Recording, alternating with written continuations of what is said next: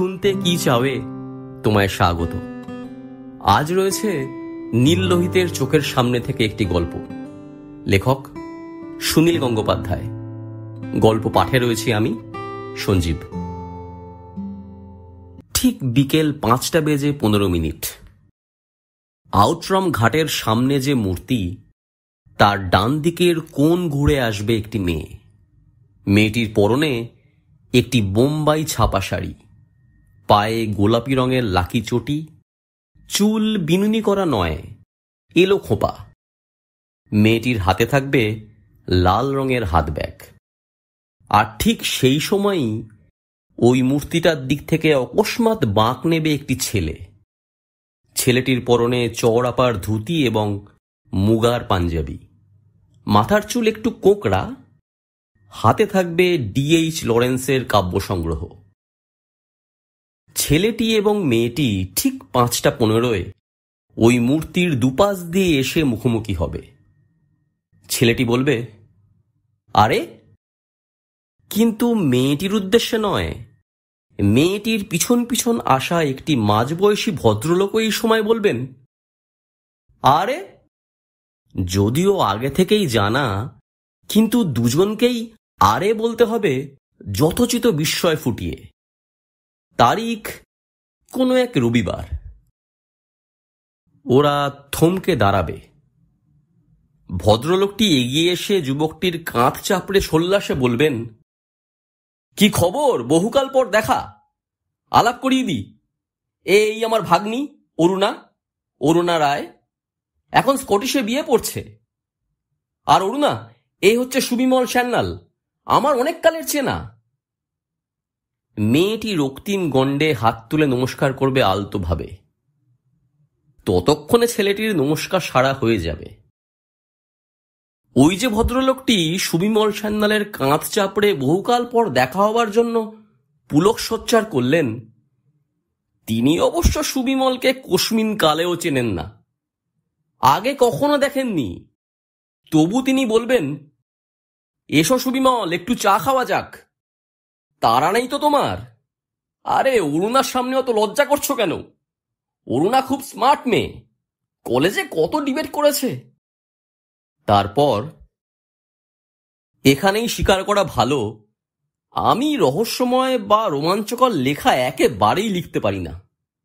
ঘটনার সাসপেন্স শেষ পর্যন্ত টিকিয়ে রাখা আমার পক্ষে অসম্ভব। খালি মনে হয় শেষটা আগে বলে ফেলি। পাঠক আমার চেয়ে ঢের বুদ্ধিমান, সে বহু আগেই বুঝে ফেলে আমার বোকামির প্রয়াস দেখে হাসছে। কোনো এক রবিবার আউটরাম ঘাটে 5:15 কি কি ঘটবে তা আমি আগে থেকেই কি করে জানলাম, সেই কারণটা বলি আগে। কারণ খুব সোজা। সুবিমল আমার কাছে এসেছিল। সুবিমলের বিয়ে হওয়ার কথাবার্তা চলছে। ওর বাড়ির লোক 39 জায়গায় পাত্রী দেখে শেষ পর্যন্ত অরুণা রায়কে প্রায় পাকা পছন্দ করেছে। অন্যান্য জরুরি বিষয়েও মতের মিল হয়েছে দুপক্ষের। কিন্তু সুবিমল আধুনিক ছেলে।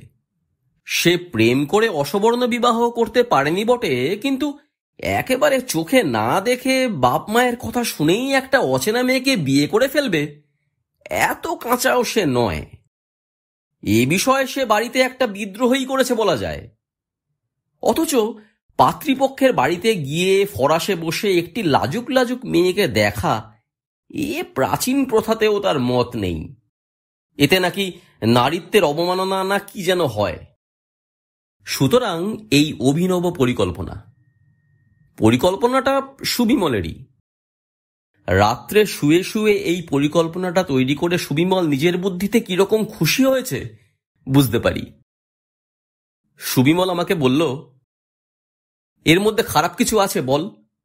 সহজ সরলভাবে আলাপ পরিচয় হবে, দুজনেই দুজনকে জানতে পারবো আগে থেকে।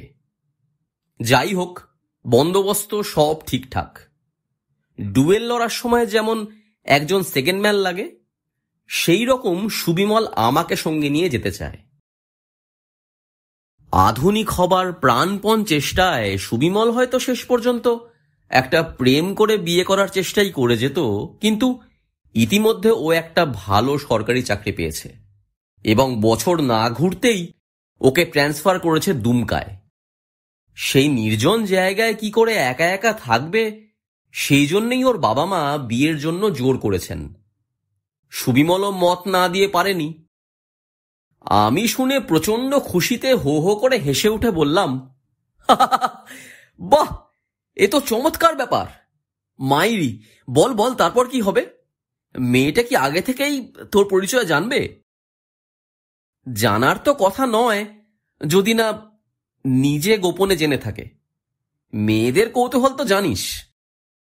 মনে কর ওই সময়টাতেই যদি বাই চান্স আর একটা তোরই মতো বা তোর চেয়ে ভালো চেহারার ছেলে এসে পড়ে, তবে ওই মামা ভদ্রলোক তাকেই সুবিমল বলে পিঠ চাপড়াবে। ভদ্রলোক তো তোকে কখনো দেখেননি, ছবি দেখেছেন। বাহ, সময়টাও বেছে নিয়েছিস চমৎকার। 5টা 15, 5টা নয়, 5:30টাও নয়। তাহলে প্ল্যান ধরা পড়ে যেতে পারত। তাছাড়া শীতকালের ঠিক ওই সময়টাতেই কোণে দেখা আলো পড়ে না রে। সুবিমল এবার একটু লজ্জা পেল। আমি বললাম, যদি এই মেয়েকেই তোর পছন্দ হয়, তবে ফুলশয্যার রাত্রে এই ঘটনাটা নিয়ে তোরা দুজনে খুব হাসাহাসি করতে পারবি। আচ্ছা বল, তারপর কি কি হবে? চা খেতে তো বসা হলো বুঝলাম, কথাবার্তা কিরকম হবে? তারপর আর কিছু ঠিক করা নেই, কথাবার্তা যেভাবে এগোয় আর কি। হঠাৎ দেখা হলে লোকে যা কথা বলে আর কি। যা, আমাকে তো সব জেনে রাখতে হবে, আমি যাতে আবার কোনো বেফাস কথাবার্তা না বলে ফেলি। আমার বোধ হয় বেশি কথা বলাও ঠিক হবে না, তাহলে না শেষকালে মেয়েটির আমাকেই পছন্দ হয়ে যায়। আমাকে একটু গম্ভীর প্রকৃতির লোক সাজতে হবে। তোর ভয় নেই, আমি ভুরু কুঁচকে নাকটা বেঁকিয়ে আমার মুখটা যতদূর সম্ভব কুৎসিত করে রাখবো আগা গোড়া। কথাবার্তা কি বলবি বল, তুই নিশ্চয়ই কিছু ভেবে রেখেছিস? সুবিমল হেসে বলল, যা, আগে থেকে ভেবে কোনো কথা বলা যায় না। আমি বললাম, কথাবার্তা কিরকম হবে আমি কল্পনা করতে পারি। মামা ভদ্রলোকটি পাকে চক্রে তোর চাকরির কথা জিজ্ঞেস করবে, তুই মেয়েটিকে জিজ্ঞেস করবি তার কলেজের কথা, কোন কোন সাবজেক্ট বেশি ভালোবাসে, এমএ পড়ার ইচ্ছা আছে কিনা। মাঝখানে একবার গঙ্গার দিকে তাকিয়ে গঙ্গা নদীতে চড়া পড়ে যাওয়ার সমস্যা আর সিএমপিওর দ্বিতীয় ব্রিজ বানাবার পরিকল্পনা নিয়ে কথা হয়ে যাওয়ার পর তুই তোর হাতের লরেন্সের কাব্যসংগ্রহটা নিয়ে নাড়াচাড়া করতে করতে এক ফাঁকে অরুণা নাম্নী মেয়েটিকে জিজ্ঞেস করবি লরেন্সের কবিতা তার ভালো লাগে কিনা। মেয়েটি জানাবে সে লরেন্সের রকিং হর্স উইনার নামের একটি গল্প পড়েছে। লেডি চ্যাটারলিজ লাভার পড়ে থাকলেও বলবে না। তুই লরেন্সের যে কোনো একটা কবিতার 4-5 লাইন চেঁচিয়ে পড়ে বলবি, আহ, এটা পড়ে দেখুন কি চমৎকার কবিতা। ওই ফাঁকে তোর দেখে নেবার উদ্দেশ্য মেয়েটির ইংরেজি উচ্চারণ কেমন, কারণ অফিসারের বউদের নানা পার্টিতে যেতে হয়, ইংরেজিটা একটু ভালো জানা দরকার। সুবিমল বলল, যা, তুই বেশি আর কি করছিস, রবিবার ফ্রি আছিস কিনা বল। আমি বললাম, সুবিমল তুই একটা গাধা, বিয়ের আগে সবাইকেই গাধা গাধা দেখায়। তুই ব্ল্যাক মার্কেট করছিস কেন? Black market? তাছাড়া কি, ঠিকঠাক করা বিয়েকে তুই প্রেমের বিয়ে বলে চালাতে চাস, যেন এক সন্ধেবেলা দুজনেরই দুজনকে গভীর পছন্দ হয়ে গেল। তোর বাবা অবশ্য পণ নেবেন না জানি, বউ ভাতের খরচ বলে 1,000 টাকা নিতে পারে, দান সামগ্রী নিয়ে কোনো কথাই উঠবে না, সে তারা মেয়েকে যা ভালো বোঝেন দেবেন। অবশ্য তোর হাত ঘড়িটা যে খারাপ হয়ে গেছে সে কথাটা কোনো ক্রমে ওরা জেনে যাবেনি। আর দুমকাতে গিয়ে নতুন সংসার পাততে হবে, সেজন্য আসবাবপত্র যদি মেয়ের মা মেয়ের জন্য শখ করে কিনে দেন, তাতে কার কি বলার আছে। তুই ঠাট্টা করছিস, কিন্তু ব্যাপারটা এত সহজ নয়। জানি সকলেই বিদ্রোহী নয়, বিদ্রোহী সাজাও যায় না। মূর্তিমান উগ্র আধুনিক যখন একটি শাড়ি পরানো টাকার পুঁটলিকে বিয়ে করে, তখন সে বন্ধুদের কাছে কাঁচুমাচু ভাবে বলে, কি করব ভাই, মা বুড়ো হয়েছেন, মায়ের ইচ্ছে। কথাটা সম্পূর্ণ মিথ্যেও নয়। মা যদি অবুঝ হন, তবু তাকে দুঃখ দিয়ে কজন বিদ্রোহ করতে পারে জানি না। আমি তোকে সে কথা বলছিও না, তুই জানিস না, আমি মা বাবাকে বোঝাবার অনেক চেষ্টা করেছিলাম। তাছাড়া বাড়ির বিরুদ্ধে বিদ্রোহ করব কার জন্য? সেরকম মনের মতো মেয়ে পেলাম কোথায়? মনের মতো দূরের কথা, এই 30 বছরের জীবনে একটা মেয়ের সঙ্গে তেমনভাবে আলাপই হলো না। অথচ আমি মোটামুটি সুস্থ স্বাভাবিক ছেলে।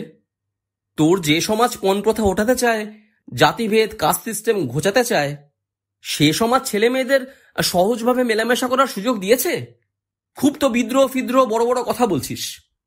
একটা অন্য জাতের মেয়েকে বিয়ে করে যে বাড়ির গোড়ামি ভাঙবো, সেরকম একটা মেয়ের সঙ্গে আলাপ হলো কোথায়? ওসব বড় লোকদের মধ্যে হয়, অথবা কবি টবিদের। আমরা মেশার সুযোগ পেলাম কোথায়? একটা মেয়ের সঙ্গে একটু একা কথা বললেই তো অমনি সবার ভুঁড়ি কুঁচকে উঠল। তাই শেষ পর্যন্ত ভাবলাম, দূর ছাই। তুই যা করছিস তাতে আমি কোনোই আপত্তি করিনি। আমি শুধু বলছিলাম ইস্কাবনকে ইস্কাবন বলে ডাকতে। ঠিক করা বিয়ে যখন হচ্ছে তখন পুরোপুরিই হোক। চল আমরা মেয়ে দেখতে যাই মেয়েরই বাড়িতে। ফরাসের ওপর বসে লুচি সন্দেশ সারতে সারতে পাত্রীকে বলবো, একটু হাঁটো তো মা, হারমোনিয়ামে রবীন্দ্রসঙ্গীত শুনি, চুলের গোছায় হাত দিয়ে দেখি মোজা লুকোনো আছে কিনা। ভূদেব মুখুজ্জের লেখা থেকে ডিকটেশন দিয়ে হাতের লেখা দেখব। জিজ্ঞেস করব নেপোলিয়ানের ছোট ছেলের জন্মসাল। কলেজে ডিবেট করা মেয়ে যখন বাপ মায়ের কথাতেই বিয়ে করছে, তখন সে এসবও করতে বাধ্য। সুবিমল আমার দিকে ভুরু কুচকে তাকালো আমার মতলব বোঝার জন্য। আমাকে তখন বক্তৃতায় পেয়ে বসেছে। আমি বললাম, তুই পণই বা নিবি না কেন? তুই স্কুলে পণ প্রথার কুফল সম্পর্কে রচনা লিখে ফার্স্ট হয়েছিলি, তাতে কি হয়েছে? যে ছেলে অসুখের সময় বার্লি খেতে একেবারেই পছন্দ করতো না, সে যেমন পরে ডাক্তার হয়ে আবার সব ছোট ছেলেকে বার্লি খেতে বলে, কিংবা প্রবীণ লেখকদের বিরুদ্ধে বিদ্রোহ করেছে যে নবীন লেখক, সেই যেমন একসময় প্রবীণ হয়ে পরবর্তী নবীনদের দুচক্ষে দেখতে পারেন না, কিংবা ট্রেনের কামরায় খুব ভিড়, একজন লোক উঠতে পারছে না, কামরা শুদ্ধ লোক বলছে জায়গা নেই জায়গা নেই, খুব কাকুতি মিনতি করে উঠে আসার পর সেই লোকটাই যেমন পরের স্টেশনে লোকদের সঙ্গে গলা মিলিয়ে ওই রকম আরেকটা লোককে বলে জায়গা নেই জায়গা নেই, সেই একই যুক্তিতে তুইও ঠিক করছিস। বলাই বাহুল্য, সেই রবিবার সুবিমল আমাকে সঙ্গে নেয়নি। কিন্তু দুঃখের কথা এই যে এই অরুণা রায় নাম্নী মেয়েটির সঙ্গে সুবিমলের বিয়েও হয়নি। সুবিমল যে তাকে পছন্দ করেনি তা নয়, কিন্তু পাকা দেখার 2-1 দিন আগে স্কটিশ চার্চ কলেজের একটি ছেলের চিঠি আসে তার কাছে। সুবিমল যদি অরুণাকে বিয়ে করে তবে সেই ছেলেটি নাকি আত্মহত্যা করবে। ফলে সুবিমল অরুণার চরিত্রে সন্দিহান হয়ে আর একটি ম্যাট্রিক পাস কলেজে না পড়া মেয়েকে দ্রুত বিয়ে করে ফেলল। সেই বিয়েতে গতকাল আমি চানাচুর, কাটলেট এবং মুগের ডালের সন্দেশের নেমন্তন্ন খেয়ে এলাম। গল্প কেমন লাগলো জানাতে ভুলো না। ভালো লেগে থাকলে লাইক করো, প্রিয় মানুষের সঙ্গে শেয়ার করো, চ্যানেলটা সাবস্ক্রাইব না করা থাকলে সাবস্ক্রাইব করে দিও। জলদি ফিরে আসবো আবার নতুন গল্প নিয়ে। ভালো থেকো।